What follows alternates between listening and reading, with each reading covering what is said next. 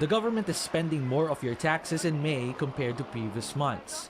This means agencies are now able to finally carry out big-ticket infrastructure projects that will spur economic growth and provide the needed job.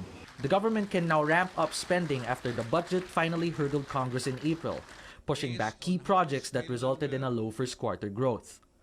The Treasury Bureau reports the government spent 314.7 billion pesos last month.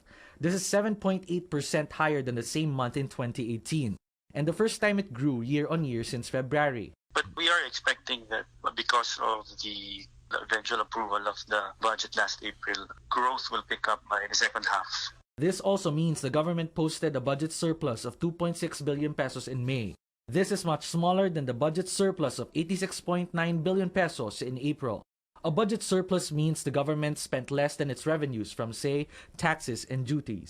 The Philippines can afford to operate this way as long as spending would go to projects that would result in economic growth, something that could have been done earlier in the year. But it's still not the way it should have been if the 2019 budget was approved on time.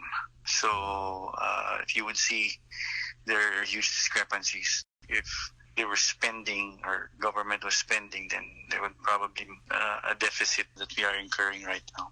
So far, the administration has spent over 1.3 trillion pesos for projects from January to May.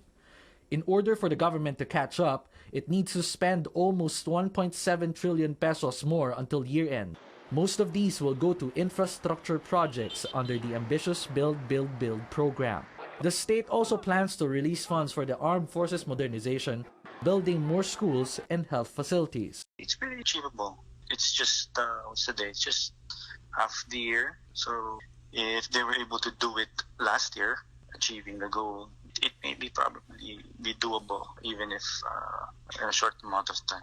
With spending in full swing, agencies carrying out projects now have to contend with the onset of rains in fast-tracking construction activity. And beyond this, the political will to make sure projects don't fall prey to corruption at the expense of taxpayers' money. Chad Guzman, CNN Philippines.